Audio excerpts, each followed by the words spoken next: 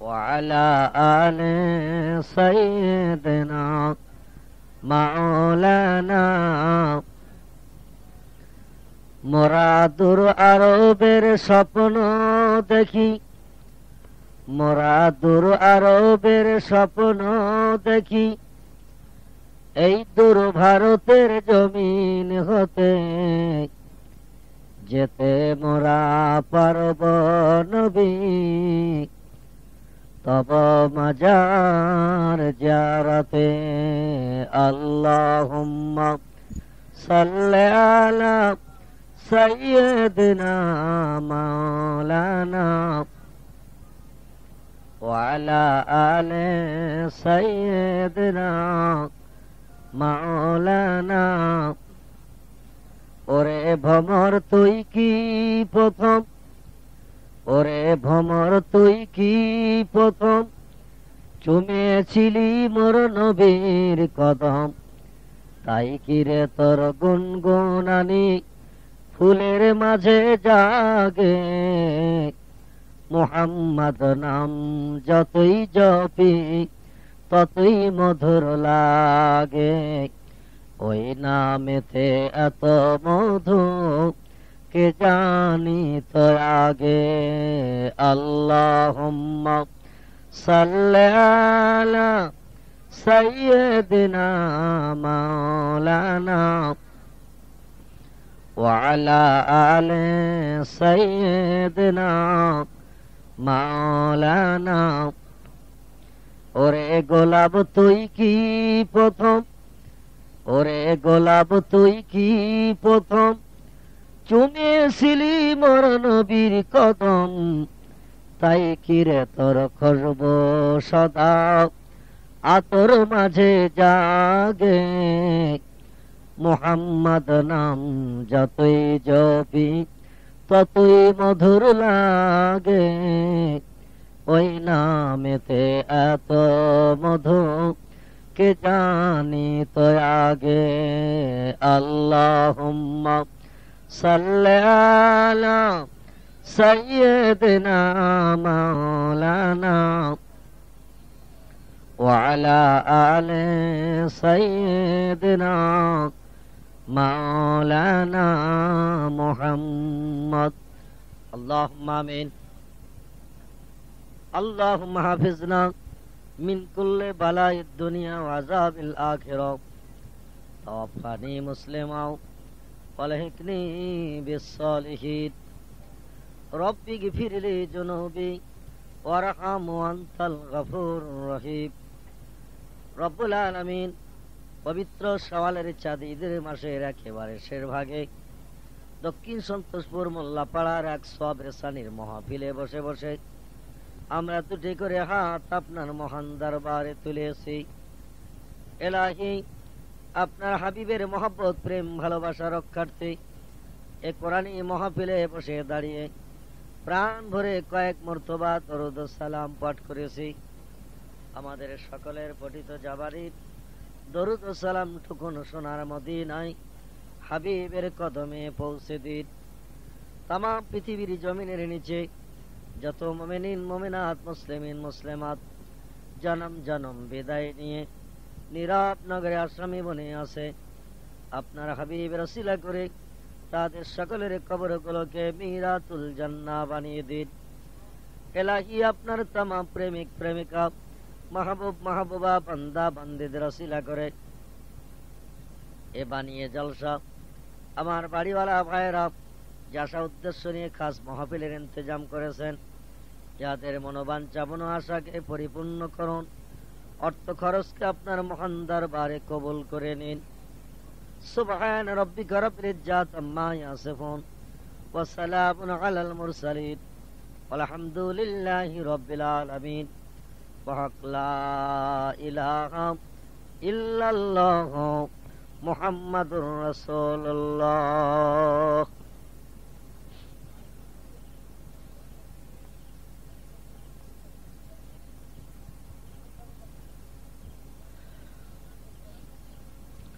মুআজ্জাজ মুকাররম মুবাল্লিগিন উলামায়ে কেরাম, অহুফাজে কেরাম, অহুজ্জাজে কেরাম, অত্তলাবা ওয়াসামিঈন নিজাম, ইয়া আইয়ুহাল হাদিরুন রাহমাকুমুল্লাহ।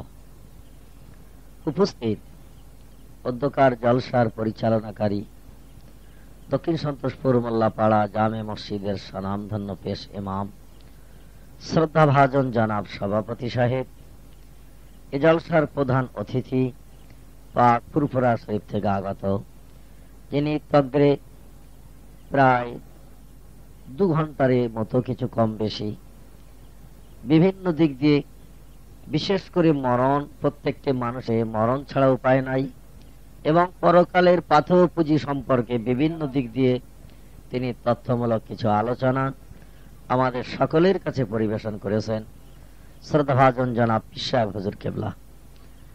আমি মহিমান্বিত আসমানি ভাষা লৌহে মাহফুজের কথা, আমার আল্লাহর মিষ্টি মধুর বাণী, যাহার মহান পবিত্র নাম হলো কোরআন শরীফ, সে কোরআনে পাক থেকে পূর্ব বক্তার বক্তৃতার সুরে সুর মিলিয়ে আরো 2-4 কথা আলোচনার মানসে ক্ষুদ্রতে ক্ষুদ্র গোটা 2 সেন্টেন্স বাক্য আয়াত শরীফ আপনাদের কাছে পরিবেশন করেছি।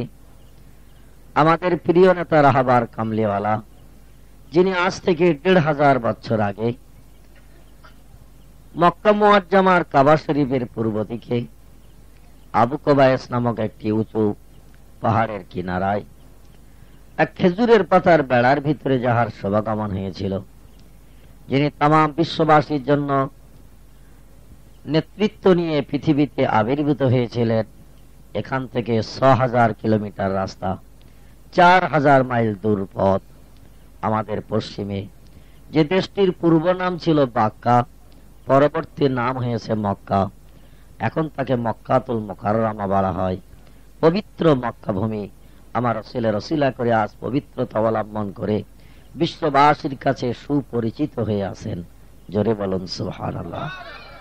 সেই রাসূলের মুখনিসৃত বাণী ক্ষুদ্রতি ক্ষুদ্র গোটা 3 হাদিস শরীফের কিয়দ অংশ আমি আপনাদের কাছে পরিবেশন করেছি। বিশেষ করে খাস সওয়াব রেসানির মাহফিল, আমাদের মতো একজন মানুষ এই পৃথিবীতে বিরাজমান ছিলেন, ব্যবসা বাণিজ্য চাষবাস বিবি বাচ্চা নিয়ে সংসার জীবনে লিপ্ত ছিলেন।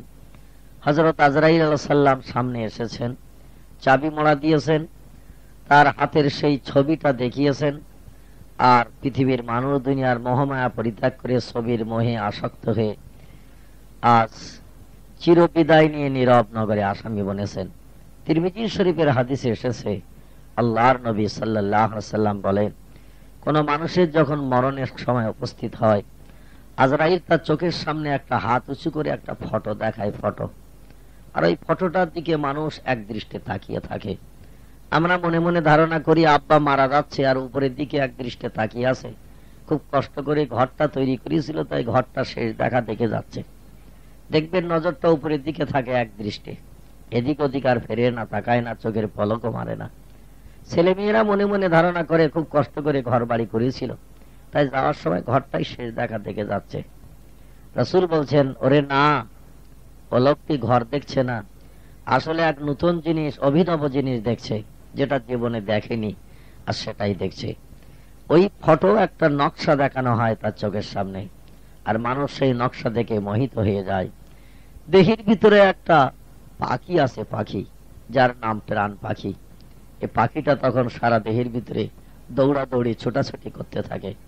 নকশাটা দেখেই পাখি বুঝতে পারে আমার শত্রু এসে হাজির হয়েছে, এখনই আমাকে থাবা মেরে ছিন্ন করে নিয়ে চলে যাবে। এজন্য সারাটি দেহ খাঁচার ভিতরে আমাদের প্রাণ পাখিটা ছোটাছুটি করতে থাকে। আল্লাহ রাসূল বলছেন, এ দৌড়াদৌড়ি ছোটাছুটি করতে করতে পায়ের আঙ্গুলের মাথায় যে হাজির হয়, আর ওখান থেকে হযরত আজরাইল আলাইহিস সালাম ওকে খামসা কেটে ধরে নিয়ে বার করে নিয়ে চলে যায়। মানব দেহ তখন অচল হয়, আর দেহ সচল থাকে না। একটা জিনিস যত সময় দেহ থাকবে তত সময় আমরা সচল, যেই সেই জিনিসটি দেহ থেকে বেরিয়ে যায় তখন মানব দেহ হয় অচল। এই জিনিসটির আরবি নাম হলো রূহ, বাংলার নাম হলো প্রাণ বা জীবন। এটা যত সময় থাকে ব্যাংক ব্যালেন্সের মালিক, বিবির স্বামী, ছেলের বাপ, জায়গা জমি টাকা পয়সা সব কিছুর মালিক হয়ে থাকি। আর এটা যেই চলে যায় সব হাতছাড়া হয়ে যায়, কিছু আর থাকে না ভাই। তখন ছেলেরা মেয়েরা আপনজন কিছু সময়ের জন্য কাদাকাটি করে, পরবর্তীতে সব ভাগ বাটোয়ারার জন্য ব্যস্ত হয়ে পড়ে। আল্লাহ নবী সাল্লাল্লাহু আলাইহি ওয়াসাল্লাম বলছেন, প্রত্যেকটি প্রাণকে 4টি স্তর অতিক্রম করানো হবে। প্রত্যেকটি মানুষকে 4টি জায়গা অতিক্রম করে তারপর তাকে নির্দিষ্ট জায়গায় অবস্থান করানো হবে। আমরা পূর্বে ছিলাম আলমে আরওয়ায়, রুহুর জমা হলো আরওয়া। সমস্ত প্রাণগুলোকে আল্লাহ আসমানের উপরে এক জায়গায় একত্রিত করে রেখেছিলেন। এখনো আছে হাজার হাজার সেখানে, যারা পৃথিবীতে এখনো আসেনি তাদের প্রাণগুলো সেখানে রাখা আছে। সমস্ত প্রাণগুলোকে আল্লাহ যেখানে রেখেছিলেন, রাখার পরে জিজ্ঞাসাবাদ করেছিলেন, আলাস্তু বিরব্বিকুম, রে প্রাণ সকল, জীবন সকল, রুহ সকল, আমি কি তোমাদের প্রভু নই? সেদিন সমস্ত রুহ প্রাণগুলো, জীবনগুলো, তারা কেউ কোনো মন্তব্য করেনি, কথা বলেনি। এক কথায় তারা একটু অস্বীকার করার পরিকল্পনা নিয়েছিল। আল্লাহ পাক আরো কিছুদিন অবস্থান করিয়া আবার জিজ্ঞাসাবাদ করেছিলেন, ওগো, তোমাদের বানিয়েছেন যিনি, আমি কি তিনি নই? আমি কি সেই প্রাণের স্রষ্টা নই? সমস্ত প্রাণ সেদিন স্রষ্টারে বক্তব্যের প্রতি উত্তর দিয়ে বলেছিল, কলু বালা, আল্লাহ তুমি ছাড়া আমাদের স্রষ্টার কেউ নাই, তুমি বানিয়েছো, তুমি রেখেছো, তুমি যেটা করবে আমাদের সেটা মানতে বাধ্য হতে হবে। জোরে বলুন সুবহানাল্লাহ, আর একটু জোরে বলুন সুবহানাল্লাহ। আল্লাহ বললেন, স্বীকার যখন করেছো, আমাকে স্রষ্টা বলে মেনেছো, তাহলে আমার আর আপত্তি নাই। তবে এইখানে তোমরা চিরদিন থাকতে পারবে না। এখান থেকে বহু দূরের পথ পাড়ি দিয়ে আর একটা জায়গায় তোমাদের নিয়ে যাওয়া হবে। আসমানের উপর থেকে প্রাণগুলোকে এবার নিয়ে আসা হলো এই পৃথিবীতে, মায়ের রেহেমের ভিতরে। এই যে কত দূরের পথটা কে জানে ভাই, বহু দূরের রাস্তা। সেই আসমানের উপরের আলামে আরওয়া থেকে নিয়ে এই পৃথিবীতে মায়ের উদরে আমরা এসে হাজির হয়েছি। এর রাস্তাটা খুব লম্বা রাস্তা। কত দূরের পথ তা কখনো বর্ণনাকারীদের পক্ষে, বিজ্ঞানীদের পক্ষে বর্ণনা সম্ভব হয়নি। এক কথায় সাহাবীরা জিজ্ঞাসা করলেন, ইয়া রাসূলুল্লাহ, দুনিয়ার জমিনে দাঁড়িয়ে উপরের দিকে তাকালে নীল আকাশ আমরা দেখতে পাই, ওই যে নীল আকাশ, পৃথিবীর জমিন, মাঝখানের ফাঁকা জায়গা কতটা? রাসূল পাক সাল্লাল্লাহু আলাইহি ওয়াসাল্লাম বললেন, দুনিয়ায় যত দেশ আছে সমস্ত দেশের ভিতরে একটি দেশের নাম হলো পারস্য। এই পারস্যের দেশের ঘোড়া সব দেশের ঘোড়াকে বাজিমাত করে ছুটে এগিয়ে যায়। এই দেশের ঘোড়া ছুটতে পারে সব থেকে বেশি। এই সব থেকে দুরন্তগামী ছোটে যে ঘোড়া, সেই ঘোড়ার পিঠে কোনো মানুষ যদি ছুটতে থাকে, একটানা 500 বছর ছুটলে যত পথ অতিক্রম করবে, এক একটা আসমানের দূরত্ব মনে করো ততটা। তবে ওই যে নীল আকাশ দেখছো তোমরা, ধারণা করিয়ে না ওই আকাশ শেষ। কোরআন শরীফে আল্লাহ পাক বলেছেন, অসাবওয়া সামাওয়াতিন তিবাকান, আমি আসমানটাকে 7টা স্তরে বিভক্ত করে রেখেছি। ওই যে নীল আকাশ দেখছো ওটা একটা। রাসূল বলছেন, আমি যেদিন মেরাজ করে আমার মাবুদের কাছে গিয়েছিলাম, এইরকম 7টা ফাঁকা শূন্য আমাকে পাড়ি দিতে হয়েছিল। এক একটা ফাঁকা শূন্য যতটা পথ, এক একটা আসমানের পুরু হলো ততটা পথ। একটা ফাঁকা যতটা আসমান থেকে জমি, এক একটা আকাশ ততটা পুরু, আবার তার উপরে ততটা ফাঁকা, তার উপরে আবার একটা আকাশ ততটা পুরু। এইভাবে 7টা ফাঁকা 7টা আকাশ আমাকে পরিভ্রমণ করতে হয়েছিল। বহু দূরের রাস্তা, সে যে কত দূর তা বলা সম্ভব নয়। এক কথায় একটা মানুষ তো এখন বাসে 60, 65, 70 বছর, আর একটানা যদি ঘোড়ার পিঠে চেপে ছোটে 500 বছর যতবার যাবে, একটা আসমানের দূরত্ব মনে করো ততটা। খাওয়ার জন্য দাঁড়াবে না, পেশাবের জন্য দাঁড়াবে না, পায়খানার জন্য দাঁড়াবে না, ঘুমানোর জন্য দাঁড়াবে না, কোনো রেস্ট হাফ টাইম করবে না, অটোমেটিক 24 ঘন্টা প্রতিদিন ছুটবে। এভাবে ছুটলে মোটর বাইকও ঘোড়া পাস করে বেরিয়ে যায়, বাসও ঘোড়া পাস করে বেরিয়ে যায়। ঘোড়া যদি একবার 4 পা তুলে লেজ উঁচু করে ছোটে, কোন গাড়ি টপ করে তার সঙ্গে পাল্লা দিতে পারবে না ভাই, কারণ দুরন্তগামী ছুটতে পারে। এই দুরন্তগামী ছুটে 500 বছর একটানা চললে যতবার যাবে, একটা আসমানের দূরত্ব মনে করো ততটা। সেই দুরন্ত পথ পাড়ি দিয়ে আল্লাহ পাক আলামে আরওয়া থেকে আমাদের পাঠিয়েছেন পৃথিবীতে। মায়ের উদরের ভিতরে ছিলাম 9 মাস 10 দিন কাল। তারপর এই পৃথিবীর আলো বাতাস হাওয়া আমরা সব দেখতে পেয়েছি। আমার আল্লাহ বলছেন, এই পৃথিবীটাই কিন্তু তোমাদের চিরস্থায়ী বসবাসের জায়গা নয়। ছিলে আগে এক জায়গায়, এসেছো এখন দুনিয়ায়, এটা তোমাদের স্থায়িত্ব নয়, এখান থেকে আবার যেতে হবে অনেক দূরের পথ। জোরে বলুন সুবহানাল্লাহ। বহু দূরের পথ পাড়ি দিয়ে যেমন এসেছো, ওই রকম আবার বহু দূরের পথ তোমাদের পাড়ি দিতে হবে। সেই জায়গাটির নাম হলো আলামে বারজাক বা আলামে কবর বলা হয়েছে। কবর, মাটির নিচে সেই স্থায়িত্ব জায়গাটাকে বলা হয়েছে আলামে বারজাক। বাংলায় যাকে সমাধি বা আরবি ভাষায় যাকে কবর বলা হয়। যদিও আমাদের ঘরের পাশে, বাড়ির পাশে, বাবলা তলায়, বাঁশ গাছের পাশে, এখানে সেখানে অশ্বত্থ গাছের তলায় কত মানুষ ঘুমিয়ে আছে। আল্লাহ রাসূল বলছেন, সে আসমানের উপর থেকে প্রাণকে পৃথিবীতে পাঠানো হয়েছে যেমন রাস্তা, ও মানুষ মারা গেলে ওই যে পার্শ্ববর্তী বাঁশতলায়, বাবলা তলায় কবর দেওয়া হয়, এ হলো তার থেকে আরো দূরের রাস্তা। জোরে বলুন সুবহানাল্লাহ। আমরা মনে মনে ধারণা করি যে 2-1 রশি দূরে বাড়ির পাশে কবরস্থান আছে, সেখানে কবর দিলাম। এ আর কত দূর? এ তো খুব বেশি দূর না, কাছাকাছি 2 বিঘে 4 বিঘে জমির ওপারে রয়েছে চাচা দাদা বাপ শুয়ে। কিন্তু ঐতিহাসিকরা ইতিহাসে তথ্য দিয়েছেন, পৃথিবীতে একজন আল্লাহর মাহবুব প্রেমিক নবী এসেছিলেন, যার নাম হযরতে দাউদ আলাইহিস সালাম। আল্লাহ পাক এনাকে কয়েকটি পুত্র সন্তানের পিতা বানিয়েছিলেন। তো দাউদ আলাইহিস সালাম আমার আল্লাহর কাছে নিবেদন করেছিলেন, আল্লাহ আপনি আমাকে বাদশাহিত্ব দিয়েছেন, নবী করেছেন, আর এই পৃথিবীতে আমি নবী হয়ে বাদশাহিত্ব করছি, একদিকে নবী আর একদিকে আমি বাদশাহ, আপনি আমাকে বানিয়েছেন, অতএব দেশের জনগণের কল্যাণের জন্য আপনি আমাকে একটা সুব্যবস্থা করুন, ন্যায় বিচার আচার করতে যেন আমি পারি।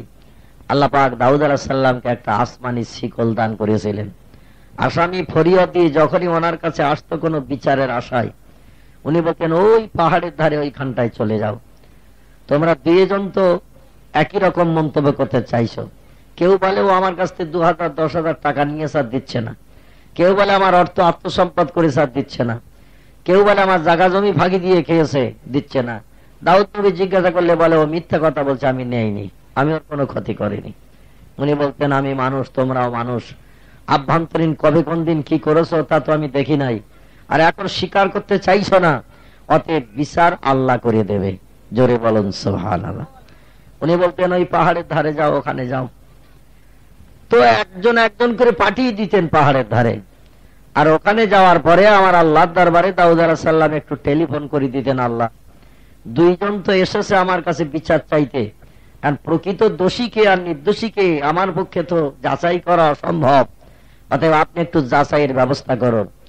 আমার আল্লাহ রাব্বুল আলামিন দাউদ সাল্লামকে জানিয়ে দিয়েছিলেন, দাউদ এক একজনকেই পাহাড়ের ধারে তুমি পাঠিয়ে দেবে, যে লোকটি নির্দোষী হবে আমি আসমান থেকে শিকল নামিয়ে দেব, ওই লোকটি শিকল ধরবে, ওই লোকটি শিকল ধরবে, আর যে লোকটি শিকল ধরবে সে লোকটি নির্দোষী হবে। আর যে লোকটি শিকল ধরতে পারবে না ওই লোকটি দোষী সাব্যস্ত হবে, অপরাধী। তুমি তার উপরে পেশার সৃষ্টি করে তার কাছ থেকে মাল আদায় করে দেবে। 2 জন আসলে দাউদ আলাইহিস সালাম এক এক করে পাঠিয়ে দেয়, ওই পাহাড়ের ধারে চলে যাও, ওখানে গেলে দেখবে উপর থেকে একটা শিকল নেমে আসবে, শিকলটা ধরে আমাকে দেখিয়ে দেবে তুমি যে নির্দোষী প্রমাণ করো। আসমানি শিকল নেমে আসতো, মানুষ শিকল ধরে প্রমাণ করত, যে লোকটি নির্দোষী সে শিকল ধরতে পারত। আল্লাহু আলিমুন বিযাতিস সুদূর, আল্লাহ মানুষের অন্তরে গোপন খবর রাখেন, সবকিছু তিনি দেখতে পান, শুনতে পান, জানতে পারেন, বুঝতে পারেন। মা বোধকে ফাঁকি দিয়ে কিছু করার ক্ষমতা কোনো মানুষের নাই। আল্লাহ খান না, ঘুমান না, পেশাব পায়খানা করেন না, সবসময় জেগে থাকেন। এই জন্য কোন বান্দা আল্লাহরে ফাঁকি দিয়ে কিছু করতে পারে না। জোরে বলুন সুবহানাল্লাহ। নির্দোষী লোকটি যে ফরিয়াদ করেছে, যে লোকটি এসে শিকলের কাছে গেল, শিকল আসমান থেকে নেমে আসলো দাউদ নবীর জামানায়। ও শিকল ধরে বলল, হুজুর আল্লাহ নবী দাউদ গো, আমি যে টাকা দিয়েছি তার প্রমাণ এই দেখুন শিকল ধরেছি। দাউদ আলাইহিস সালাম বললেন, তা তো দেখলাম, এবার তুমি আমার কাছে চলে এসো।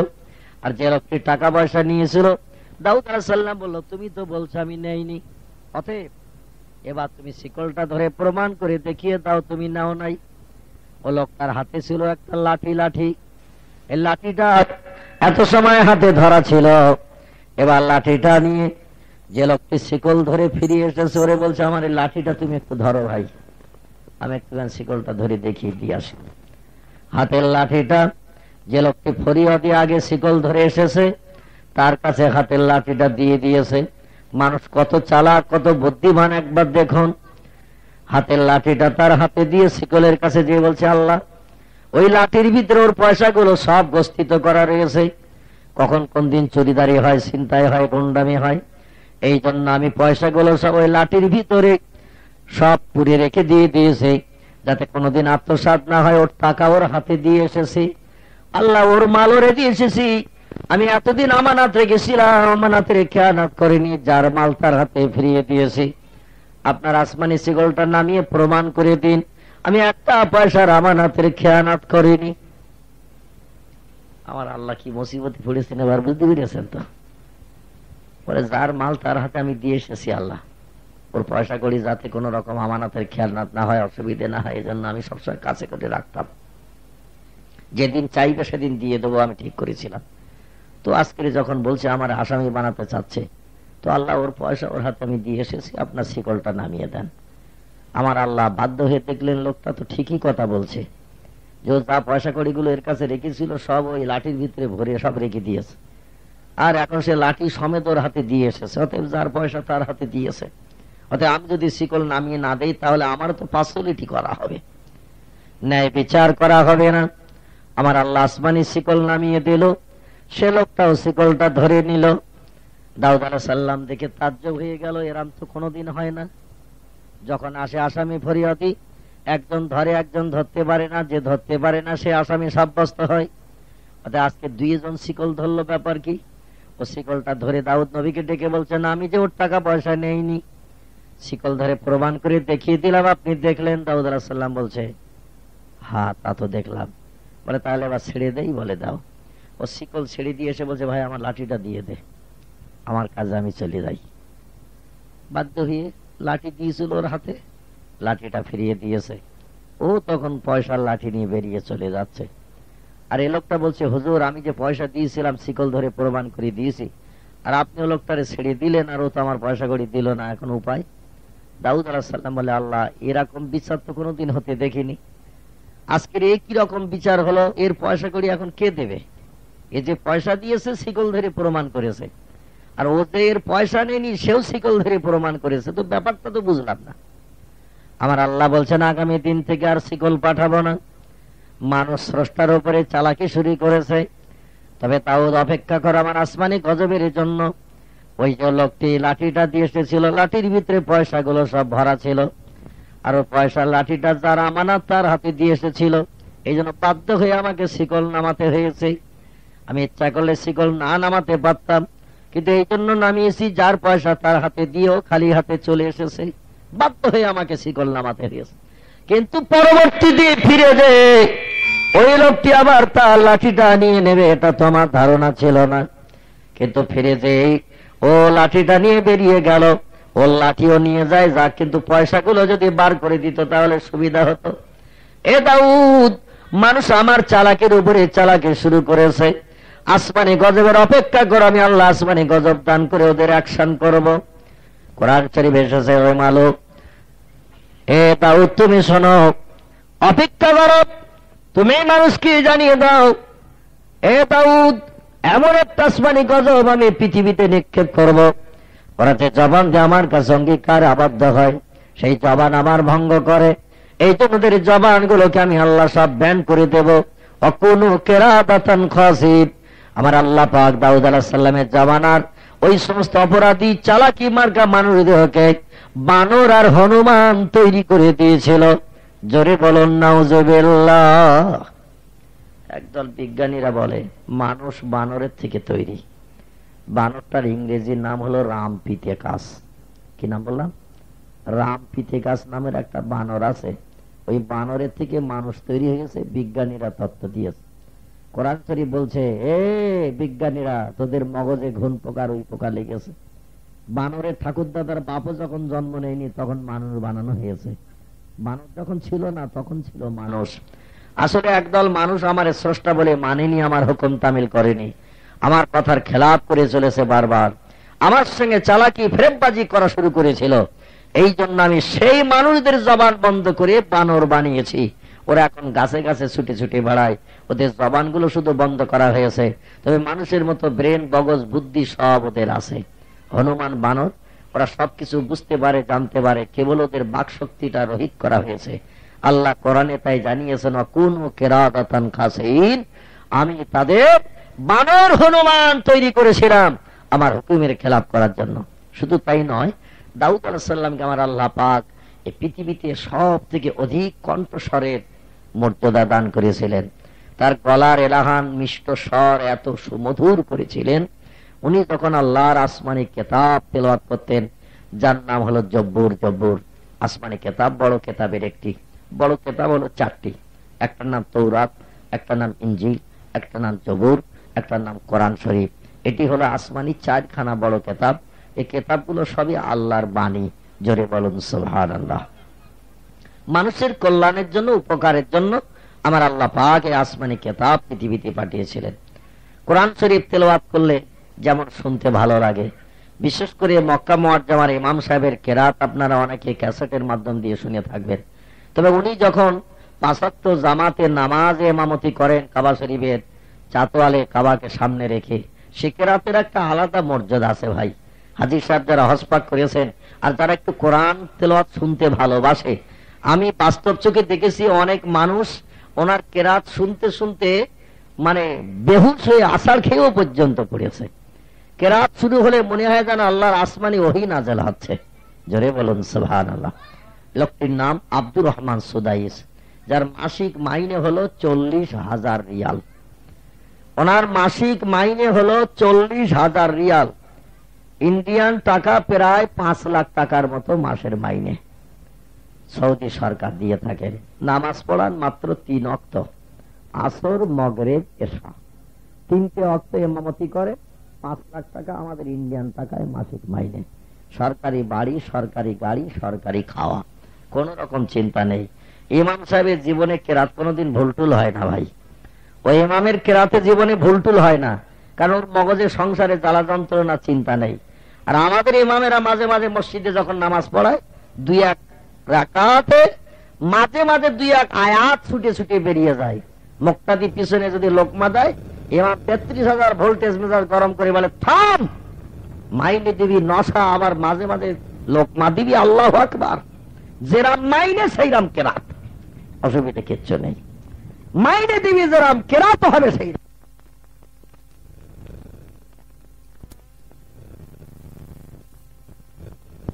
এর মতন কম মাইনে আর কোন চাকরি নেই ভাই। 24 ঘন্টা ডিউটি দেবে, এই বিড়িও খেতে পারবে না, সিগারেট খেতে পারবে না, কোন রংবাজি করতে পারবে না, সিনেমা যেতে পারবে না, যাত্রা দেখতে পারবে না, ভিডিও দেখতে পারবে না, টেলিভিশনের ভলম্বরা দিতে পারবে না, মিথ্যা কথা বলতে পারবে না, চুরি করতে পারবে না, কাউকে গালি দিতে পারবে না। ইমাম সাহেবের আদর্শ তৈরি করতে হবে ফুটন্ত গোলাপের মতো। 24 ঘন্টা ডিউটি দিতে হবে। পৌষ মাস, মাঘ মাসে শীতে যত শীত পড়ুক, উঠে তার আজান দিতে হবে, অন্যথায় চাকরি বরতলায় যাবে। 24 ঘন্টা ডিউটি দেবে, এই বিড়িও খেতে পারবে না, সিগারেট খেতে পারবে না, কোন রংবাজি করতে পারবে না, সিনেমায় যেতে পারবে না, যাত্রা দেখতে পারবে না, ভিডিও দেখতে পারবে না, টেলিভিশনের ভলম্বরা দিতে পারবে না, মিথ্যা কথা বলতে পারবে না, চুরি করতে পারবে না, কাউকে গালি দিতে পারবে না। ইমাম সাহেবের আদর্শ তৈরি করতে হবে ফুটন্ত গোলাপের মতো। 24 ঘন্টা ডিউটি দিতে হবে। পৌষ মাস, মাঘ মাসে শীতে যত শীত পড়ুক, উঠে তার আজান দিতে হবে, অন্যথায় চাকরি বরতলায় যাবে। ঠিক বললাম না ভুল বললাম? চাকরি যাবে বরতলায়, মাস গেলে মাইনে সব থেকে কম। এত কম মাইনে মনে হয় সৌদি ঝাড়ুদারেরও নেই। মক্কা মুআজ্জামা ঝাড়ুদার যারা পরিষ্কার পরিচ্ছন্ন করে তাদেরও নাই।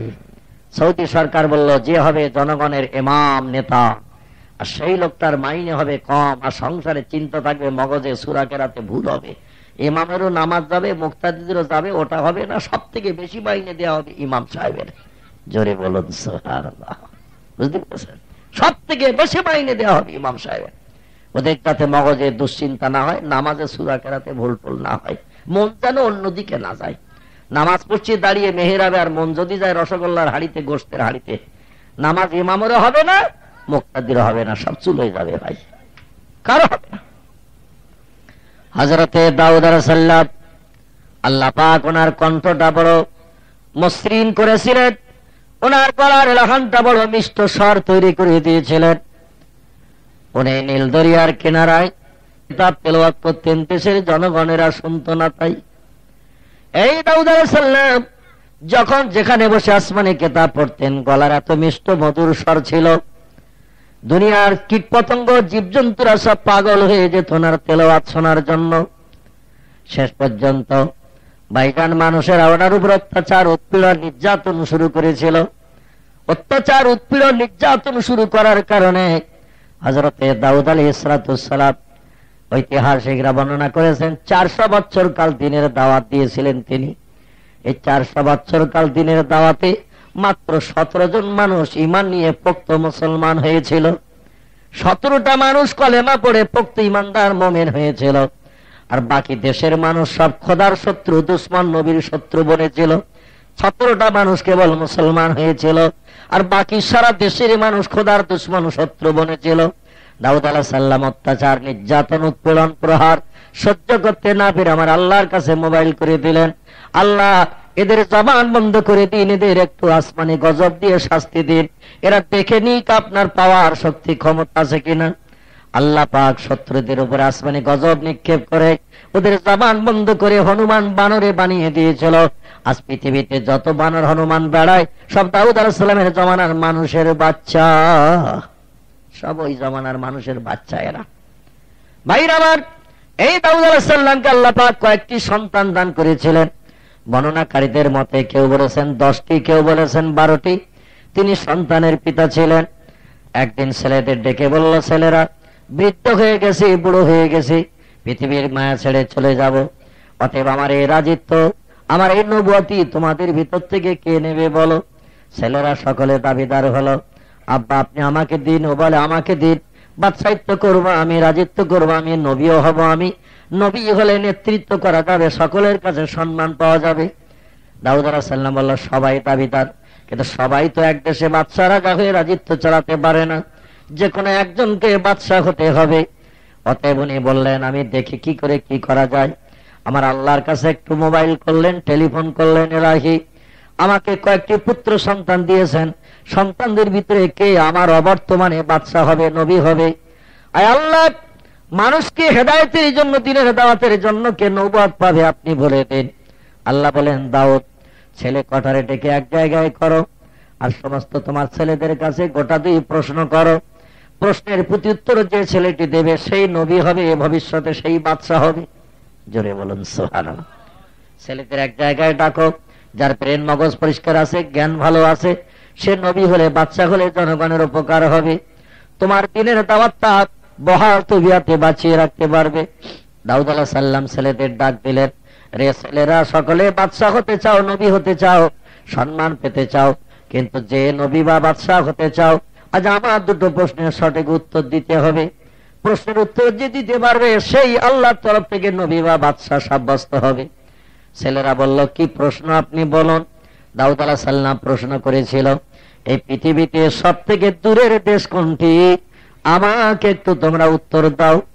ছেলেরা কেউ বলে জাপান, কেউ বলে জার্মান, কেউ বলে হল্যান্ড, কেউ বলে পোল্যান্ড, কেউ বলে ইতালি, কেউ বলে ব্রাজিল, কেউ বলে বর্মা, কেউ বলে রেগুন।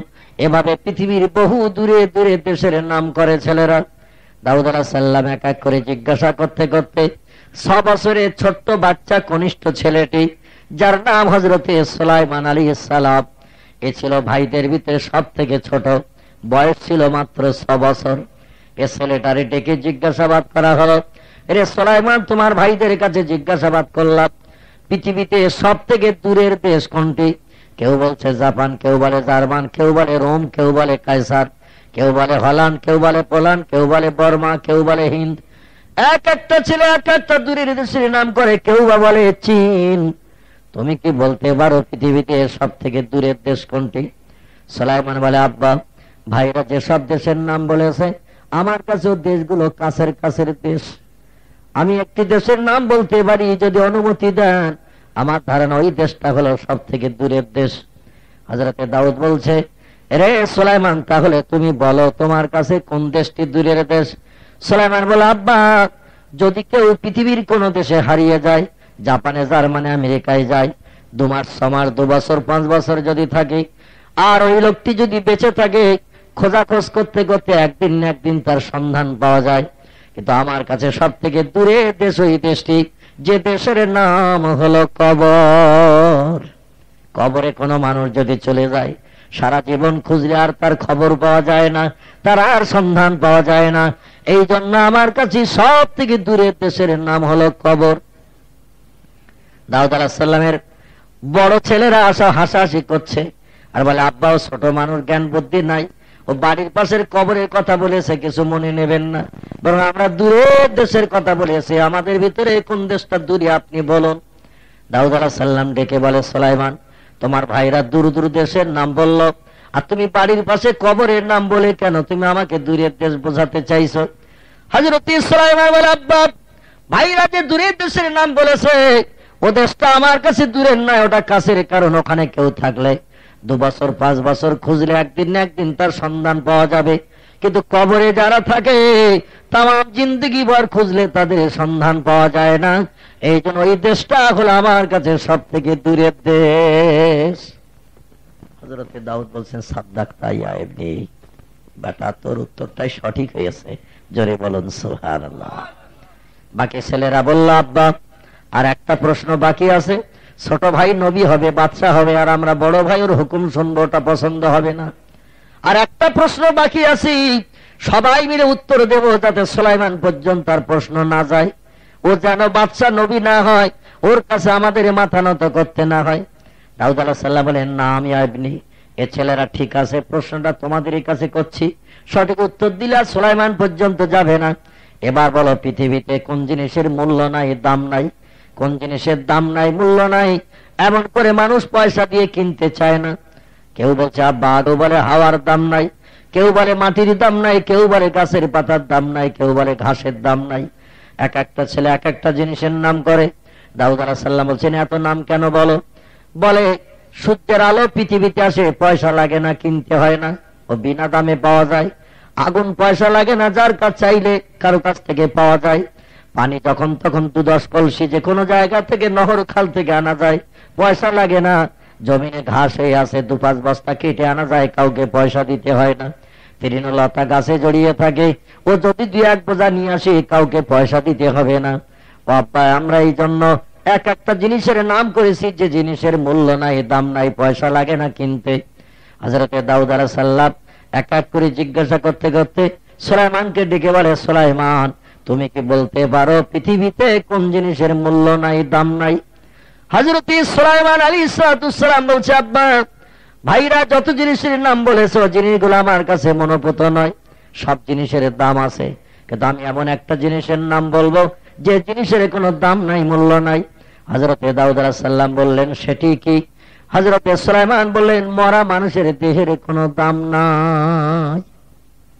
ওরা বলছে আগুনের দাম নাই, আগুন ছাড়া কোনো জিনিস রান্না করা যায় না, আগুন লাগে রান্না করতে গেলে, অথবা আগুনের দাম আছে, প্রয়োজন আছে। পানির দাম আছে, পানি ছাড়া মানুষ পিপাসায় বাঁচতে পারে না। হাওয়ার দাম আছে, হাওয়া ছাড়া মানুষ বাঁচতে পারে না, শ্বাস নিঃশ্বাস মানুষ টেনে ফেলে, এই জন্য মানুষ বেঁচে থাকে, অক্সিজেন টেনে নেয়, আবার ওরা ওটা ছেড়ে দেয়, গাছের পাতা সেটা শোধন করে দিয়ে দেয়। হাওয়ার দাম আছে।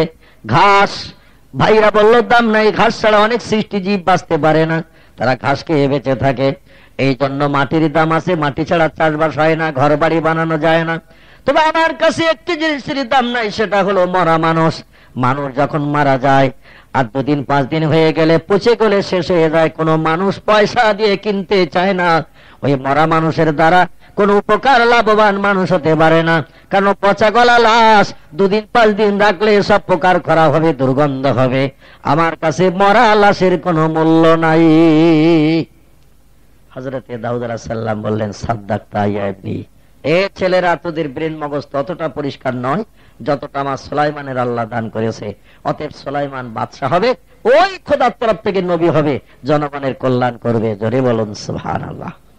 মুসলমান ভাইরা আমার, এত সাদের অধর নদর দেহ কান্ত আমাদের, এই দেহে কত সাবান মাখিয়েছি, কত আতর সুরমা সুগন্ধি ব্যবহার করিয়েছি, এই দেহটা কত দামি দামি কাপড় দিয়ে আমরা ব্যবহার করে যত্ন করে রেখেছি। কত ভালো খাটের উপরে স্পঞ্জের গদির উপরে রাতের বেলা শয়ন করেছে, কিন্তু যেদিন দেহ থেকে একটা জিনিস বেরিয়ে যাবে যার নাম হলো প্রাণ, সেদিন দেহটার কিন্তু আর 1 পয়সা মূল্য থাকবে না। এ পচা গলা শুরু হয়ে যাবে, ফুলে মোটা হবে।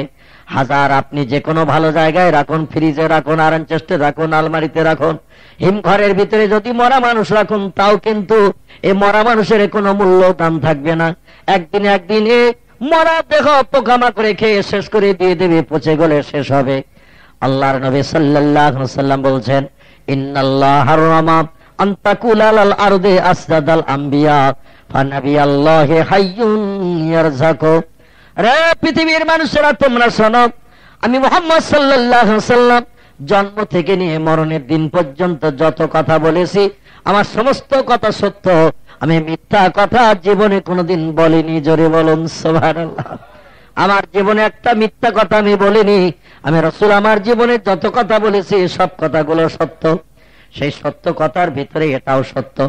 ইন্নাল্লাহ, নিশ্চয়ই আল্লাহ পাক, হারামা, তিনি হারাম সাব্যস্ত করেছেন, নিষেধ করেছেন, বারণ করে দিয়েছেন, আন্তাকুলা, ভক্ষণ করতে, খেতে, আলাল আরদ, দুনিয়ার মাটিকে, আসদাদাল আম্বিয়া, আল্লাহর প্রেমিক বান্দা নবী রাসূল যারা পৃথিবীর মায়া ছেড়ে কবরে কবরস্থ হয়েছে, এদের লাশ মাটিকে খেতে আল্লাহ নিষেধ করে দিয়ে দিয়েছেন।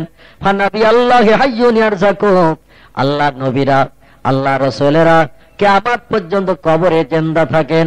ওয়ারযাকু, এবং খোদা প্রদত্ত জান্নাতি রুজি তারা ফেরেশতা কর্তৃক পরিবেশিত হয়।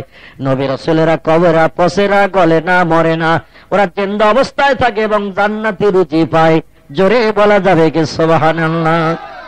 আল্লাহর নবী সাল্লাল্লাহু আলাইহি ওয়াসাল্লাম অন্য একটি হাদিস শরীফে জানিয়েছেন, আল উলামা ওয়ারাসাতুল আম্বিয়া, পূর্ব জামানার নবীদের আল্লাহ যেমন মরণের পর কবরে ইজ্জত সম্মান দান করবেন, কবরের ভিতরে নবীরা কিয়ামত পর্যন্ত যেমন সম্মান মর্যাদা পাবে, আমার পরে আর কোন নবী রাসূল পৃথিবীতে আসবে না।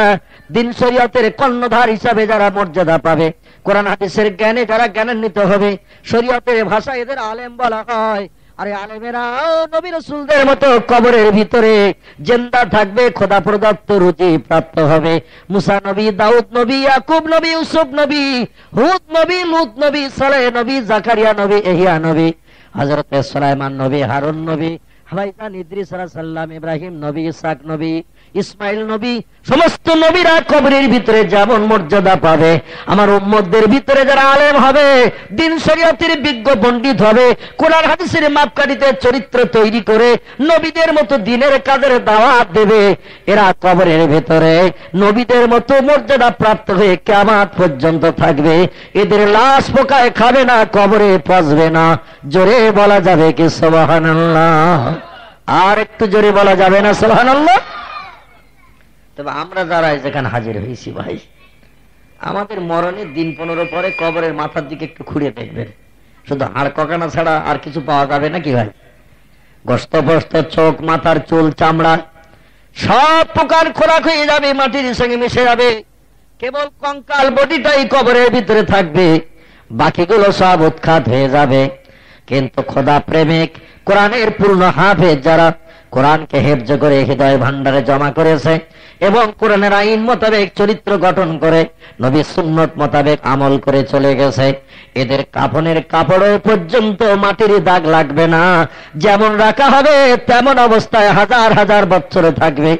এমনকি লাশ কবরে শোয়ানোর পরে গোলাপ পানি দেওয়া হয় না, সেটি গোলাপ পানি দেওয়া হয় না, শুকনো কাপড়ে পানির ফোঁটা পড়লে জায়গাটা ভিজে যায় তো না, শুকনো থাকে। শুকনো কাপড়ে যেখানে পানির ছিটা দেওয়া হবে দেখবেন সেই জায়গাটা ভিজে যায়। যেমন পানির ফোঁটা পড়বে তেমন পানিতে শুকনো কাপড়ে টেনে নিয়ে কিছুটা জায়গা ভিজে যায়। হাজার হাজার বছর পরও ওই লাশ আলগা করলে দেখা যাবে গোলাপ পানির ছিটা ভিজা দাগটা তখনও ভিজা আছে, তখনও পর্যন্ত শুকায়নি। আর আমাদের গোলাপ পানি টানি লাগবে না ভাই, ও কাপড় 15-20 দিনে কমপ্লিট হয়ে যাবে ইনশাআল্লাহ, অসুবিধা কিছু নাই। কারণ আমরা সেই খোদা প্রেমিক, খোদা ভক্ত হতে পারিনি। এই পৃথিবীতে হাজার হাজার নজির আছে, এই পৃথিবীতে হাজার হাজার নজির আছে। মুসলমান ভাইরা আমার, বিশ্ব নবী মুহাম্মদ রাসূলুল্লাহ সাল্লাল্লাহু আলাইহি ওয়াসাল্লামের 2 জন সাহাবী, এনারা তুরস্কের দেশের নদীর ধারে কবরস্থ হয়েছিল, যুদ্ধ করতে যে শহীদ হয়ে গিয়েছিল। 750 থেকে 800 বছর আল্লাহ নবীর বিদায়ের পর এই দুইজন সাহাবীর কবর নদীর ধারে ভেঙে গিয়েছিল। ভেঙে যাওয়ার কারণে বাদশাহ নুরউদ্দিনের আমলের সময় স্বপ্ন যোগে জানিয়ে দিল, রে বাদশাহ নুরউদ্দিন, আল্লাহ নবীর হাতে গড়া সাহাবী ইসলামের মর্যাদা রক্ষা করতে যে শহীদ বরণ করেছিলাম, নবীর সাহাবীরা আমাদের এখানে দাফন করে রেখে চলে গিয়েছিল। কিন্তু দেখতে দেখতে নদীতে ভাঙন ধরার কারণে আমাদের কবর পর্যন্ত ভেঙে এসেছে। জোয়ারে পানি উপরে ওঠে, কবরে পানি ঢোকে, আবার মাঝে মাঝে যখন ভাটা হয় পানি নেমে যায়। এই কবরের ভিতরে আমাদের পানি ঢোকার কারণে আমাদের বসবাসের অসুবিধা হচ্ছে। আমাদের লাশ দুটো একটু সরিয়ে রাখলে ভালো হয়। জোরে বলুন সুবহানাল্লাহ। বাদশাহ নুরউদ্দিনের প্রধান উপদেষ্টা যারা ছিল তাদের ডেকে বলছে, ওগো, স্বপ্নে জানাম এরকম দেখছি আজ কয়েকদিন, একদিন দুদিন নয়, আজ কয়েকদিন দেখছি দুইজন আল্লাহওয়ালা, আল্লাহ প্রেমিক, খোদা ভক্ত মানুষ, মাথায় টুপি, মুখে দাড়ি, গায়ে লম্বা জামা, আমাকে যেন ডেকে ডেকে বলছে, আমরা দাজলা নদীর কিনারায় আজ জোয়ারের পানিতে ভাসতে শুরু করেছি, আমাদের কবরে পানি ঢুকতে শুরু করেছে, আমাদের একটু এখান থেকে স্থানান্তরিত করতে আমরা বড় সুবিধা পাই। এ আমার মন্ত্রী মহোদয়, সভাসদ বর্গেরা, তোমরা একটু চলো না, যাই দেখি নদীর কিনারা এরকম বারবার করে কেন ওই দুইজন ব্যক্তি আমাকে স্বপ্নে জানায়। যে দেখলো বাস্তব কবরের অর্ধেকটা ভেঙে গেছে, অর্ধেকটা ডাঙায় আছে, আর লাশের অর্ধেকটা এমন করে কাপড়ের কাপড় সমেত বেরিয়ে আছে। কাপড় আলগা করে দেখা গেল টাটকা রক্ত তখনো পর্যন্ত নির্গত হচ্ছে। জোরে বলুন সুবহানাল্লাহ। দুটো লাশ সেখান থেকে উঠিয়ে নিয়ে স্থানান্তরিত করে অন্য জায়গায় কবরস্থ করা হলো। 800 বছর পরেও দেখা গেল আল্লাহ নবীর সাহাবীদের টাটকা রক্ত ঝরতে শুরু করেছে।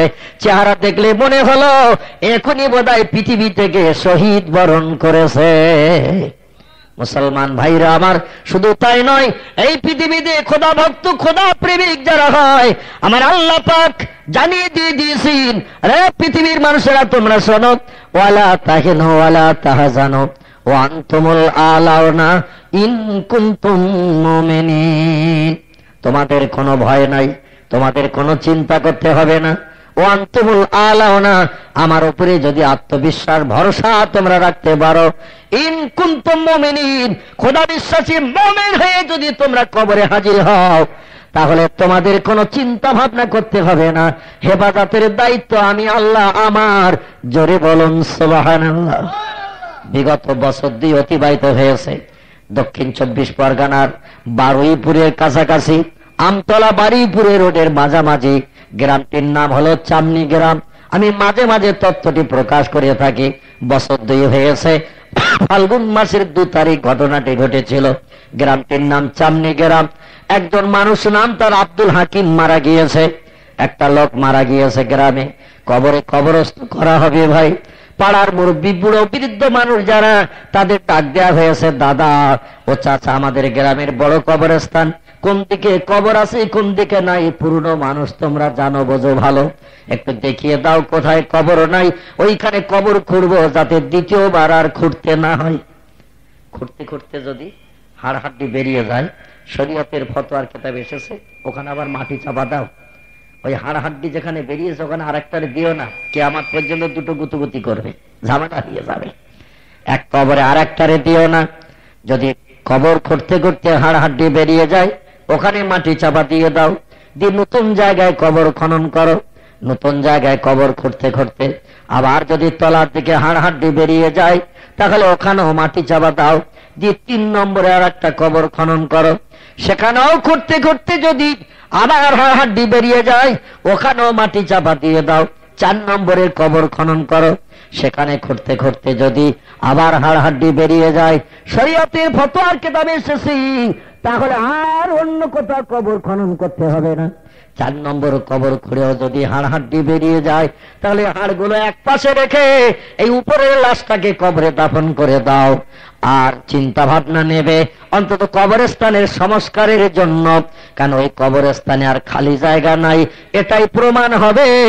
কারণ 4-4টে কবর খোঁড়া হয়েছে, 4-4টি মরা লাশের হাড় হাড্ডি বেরিয়ে গেছে, অতএব কবরস্থান পরিপূর্ণ হয়ে গেছে, এটাই প্রমাণ হবে।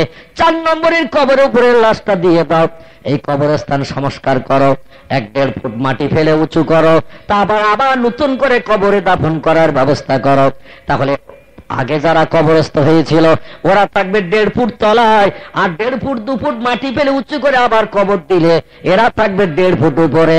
একই কবরস্থানে এভাবে আবার নতুন করে দাফন করানো যায়, কিন্তু এক সমতল জায়গায় দাফন করার কথা নিষেধ করা হয়েছে। এক কবরে 2 জন ব্যক্তিকে রাখতে বারণ করা হয়েছে।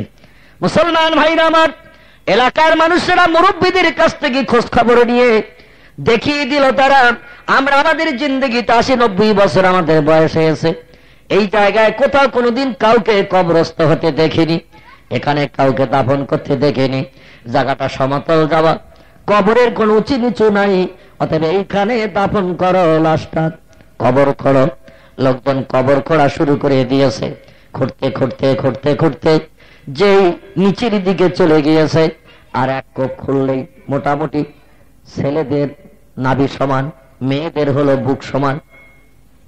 মেয়েরা হাইটে একটু ছেলেদের থেকে শর্ট হয়, এজন্য এদের বুক সমান, ওদের মাপে বুক সমান, যে স্তন সমান। মেয়েদের কবর খোঁড়ার কথা বলা হয়েছে। ছেলেরা হাইটে মেয়েদের থেকে একটু লম্বা হয় বেশি, এই জন্য এদের নাভি সমান কবর করলে উভয় কবর প্রায় একই রকম হয়। এই রকম কবর খোঁড়ার পরিকল্পনা নিয়ে আর একটা কোপ মারলেই মোটামুটি নাভি সমান হয়ে যাবে। আব্দুল হাকিমকে কবরে শোয়ানোর সুবিধা হবে। যেই লাস্ট ফাইনাল কোপ মেরে মাটি তুলতে গেল, দেখা গেল কোদালের আপনার ওই যে পাতা যেটা দিয়ে মাটি কাটা হয়, ও যেন তলার দিকে কে টেনে ধরেছে। উপরে 1-2 জন দাঁড়িয়ে, কবরের ভিতরে একজন মাটি কেটে দিচ্ছে তলার থেকে, উপরে একজন ধরে নিচ্ছে। ভাই কোপ মেরে টানতে যাচ্ছে, তলায় যেন টেনে ধরেছে। ভয় লাগবে কিনা বলেন? লাগবে তো নাকি? যে এই তলায় আমি রয়েছি একা, আর এই টেনে ধরিয়ে শেষ পর্যন্ত আমারে নেবে নাকি ধরিয়ে, ঠিক ঠিকানা নাই।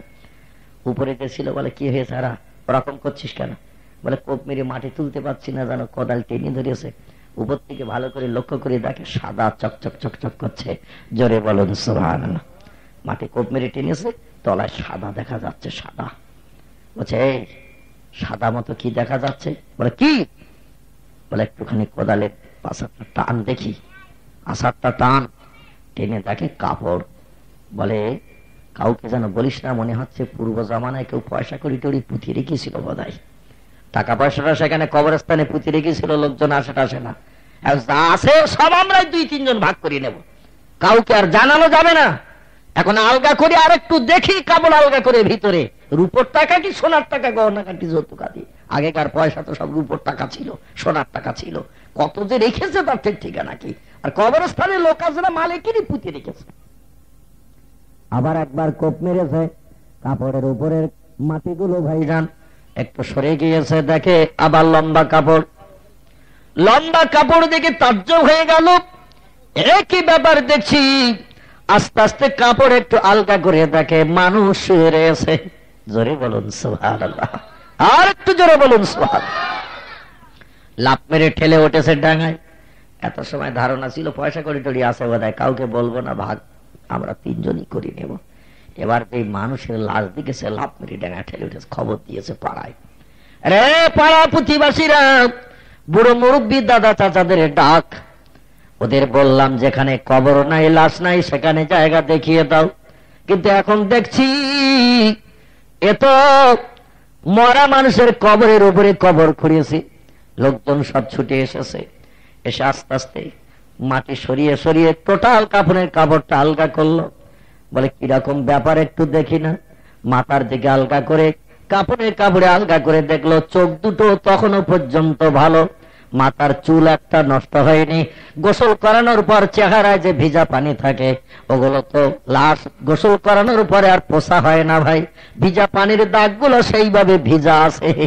জোরে বলুন সুবহানাল্লাহ। টোটাল লাশটা অক্ষত, দেখলে মনে হচ্ছে এখনই বোধহয় দাফন করে রেখে গেছি। বৃদ্ধ বুড়ো মুরব্বিদের এটাকে জিজ্ঞাসা করা হলো, কতদিন এখানে কবর দিতে দেখো নাই? বলে আমাদের জীবন ভর কোনো মানুষকে এখানে কবর দিতে দেখিনি। 200-100 বছর আগে কে মারা গিয়েছে তা আমরা খবরও রাখি না। মাটি সমান সমতল হয়ে রয়েছে, উপরের থেকে কিছুই বোঝা যায় না। মাটি খুঁড়ে দেখা গেল আল্লাহর প্রেমিক বান্দা ওই কবরের ভিতরে শান্তিতে ঘুমিয়ে আছে, একটা পশম পর্যন্ত নষ্ট হয়নি। পরে তাড়াতাড়ি করে মাটি চাপা দিয়ে দে, আর আলগা রাখিস না, এখানে বাজার বসে যাবে। কারণ এরকম তাজ্জব জিনিস দেখার জন্য মানুষ পাগল হয়ে যাবে তো নাকি, বাজার বসে যাবে, ঢেকে দিয়ে দে। মুসলমান ভাইরা আমার, শুধু তাই নয়, ইতিহাসের পৃষ্ঠালকে খুলে দেখা যায় মাঝে মাঝে অজান্তিক কবর করতে গিয়ে কত এমন জিন্দা টাটকা লাশ পাওয়া গিয়েছে। লাশগুলো সেখান থেকে উঠিয়ে নিয়ে অন্যত্র আবার দাফন করা হয়েছে। আমাদের বসিরহাট এলাকায় আগে পূর্ববঙ্গের মুসলমান যারা বসবাস করত, এখন তারা পূর্ব বাংলায় আছে। পূর্বে বসিরহাট এলাকায় মুসলিমরা বসবাস করত, শেখ সৈয়দ ইত্যাদি এরকম বড় বড় গোত্রের মানুষেরা। 1964 রায়টের সময় অনেক মানুষ, উচ্চ শিক্ষিত মানুষ ভীত সন্ত্রস্ত হয়ে মারধর খাওয়ার ভয়ে পূর্ব পাকিস্তান বাংলাদেশে চলে গিয়েছিল। হিন্দুরা সেখানে এসে ঘর বাড়ি বানিয়েছে। এখনো ভিত কাটতে যে, মাঝে মাঝে ঘর বানাতে যে মাটি খুললে টাটকা লাশ বেরিয়ে পড়ে। এই তো সেদিনকার কথা, একটা লাশ বেরিয়ে গেল বসিরহাট সোনপুকুরের ধারে। হিন্দু ভাইরা ডাক দিয়েছে মুসলমানদের, আমরা ঘরের পাশে আর একটা ঘর বাড়ানোর জন্য ভিত খুঁড়েছি, ভিত ইঞ্জিনিয়ার ডেকে ভিত খুঁড়েছি মজবুত করে বাড়ি বানাবো বলে। তলায় খুঁড়তে গিয়ে টাটকা কাপড়ের কাপড় লাশ বেরিয়ে গেল। মুসলমানদের ডাক দিল, মুসলমানেরা যে সেখান থেকে লাশটা নিয়ে বসিরহাট ময়লা কলা আপনার স্টেশনের পূর্ব দিক উত্তর দিকে মেন রোডের ধারে এক বড় কবরস্থান আছে, ওখানে লাশটা উঠিয়ে নিয়ে আবার দাফন করা হয়েছে। জোরে বলুন সুবহানাল্লাহ। টাটকা কাপড় পরানো লাশ, মানুষ তাজ্জব হয়ে যায়, আশ্চর্যান্বিত জিনিস দেখে। আমার আল্লাহ বললেন, ওরে আমার কোরআন শরীফ আমি যে ওয়াদা করেছি, এই ওয়াদা পৃথিবীতে কোনোদিন ভঙ্গ হবে না। আমি আমার প্রেমিক বান্দাদের সঙ্গে কোনোদিন দুনিয়ার কোন সৃষ্টিকে দুর্ব্যবহার করতে দেব না। আমার প্রেমিক বান্দা বান্দি যারা হবে, দুনিয়ার সমস্ত সৃষ্টি তাদের সঙ্গে বন্ধুত্ব করবে, তাদের সঙ্গে কোনোদিন দুশ্মনী করবে না। আর যারা খোদা প্রেমিক খোদা ভক্ত হবে না, এরা পৃথিবীতে কোনোদিন মর্যাদা প্রাপ্ত হবে না। মরণের 1-8 মাসের ভিতরে তাদের নাম নিশানা গন্ধ থাকবে না। ইতিহাসের পৃষ্ঠালকা করলে দেখা যায় মুজাদ্দিদে জামান আবু বকর সিদ্দিক রাহমাতুল্লাহ আলাইহির প্রধানতম খলিফাতের ভিতরে মর্যাদা প্রাপ্ত হয়েছিলেন যিনি, আমাদের বসিরহাটে আল্লামা এ বাংলা রুহুল আমিন রাহমাতুল্লাহ আলাইহির জীবনীতে এমন একটা ঘটনা আছে ভাই, যিনি পীর সাহেবের কাছ থেকে মুরাকাবা মুসাদার সবক মস্ক করে আধ্যাত্মিক জগতের মানুষ বলে অন্তরের চোখ খুলে নিয়েছিলেন। হাওড়া জেলার বাকুল শরীফে ঘুমিয়ে আছেন সুফি আব্দুল মোমিন রাহমাতুল্লাহ আলাইহি, অন্তরের চোখ খোলা মানুষ। মেদিনীপুরে জমিনে ঘুমিয়ে আছেন হযরত আল্লামা আব্দুল মাহবুব সাহেব রাহমাতুল্লাহ আলাইহি, অন্তরের চোখ খোলা মানুষ। হুগলি জেলার কনকপুরে ঘুমিয়ে আছে আব্দুল আজিজ রাহমাতুল্লাহ আলাইহি, অন্তরের চোখ খোলা মানুষ। আমাদের 24 পরগনায় ঘুমিয়ে আছেন হযরত আল্লামা ইয়াদ আলী রাহমাতুল্লাহ আলাইহি, অন্তরের চোখ খোলা মানুষ। বাংলাদেশের সরসিনায় ঘুমিয়ে আছি হযরত আল্লামা নেসারউদ্দিন সাহেব রাহমাতুল্লাহ আলাইহি, দাদা হুজুরের খাস মুরিদান, অন্তরের চোখ খোলা মানুষ। বাংলাদেশের হামিদপুরে ঘুমিয়ে আছে হযরত আল্লামা মঈজউদ্দিন হামিদি রাহমাতুল্লাহ আলাইহি, অন্তরের চোখ খোলা মানুষ। এমন করে সুফি ফজলুল করিম রাহমাতুল্লাহ আলাইহির নাম বাংলাদেশের আগরদাড়িতে ঘুমিয়ে আছেন তিনি, অন্তরের চোখ খোলা মানুষ ছিলেন। এমন করে মুজাদ্দামানের কলিজার জিগার বড় হুজুর পীর কেবলা মেজলা হুজুর, ন হুজুর, সাজলা হুজুর, ছোট হুজুর মুরাকাবা মুসাদার সবক মস্ক করে অন্তরের চোখ খুলেছিল। এক জায়গায় বসে দুনিয়ার সবকিছু টেলিভিশনের পর্দার মতো দেখতে পেত। জোরে বলুন সুবহানাল্লাহ। আজ আমরা বাহ্যিক চোখ দুটো বন্ধ করলে কিছু কি দেখতে পাবো ভাই? পাবো না। কিছু জিনিস দেখা যাবে, দরজার পাশে টেবিলের উপরে টেলিভিশনটা ওই জায়গায় আছে, চোখ বন্ধখানে 3 নম্বর থাকায় বিড়ির বয়ানটা রয়েছে, বিড়ির খুঁটোটা বাক্সটা ওখান থেকে দোকানদার মাঝে মাঝে 1 বান্ডিল বার করিয়ে দেয়। বাহ্যিক চোখ বন্ধ করেন, অন্তরের চোখ চালান, বিড়ির টিনের খবর হবে। কোথায় মেশিনটা রয়েছে ঘরের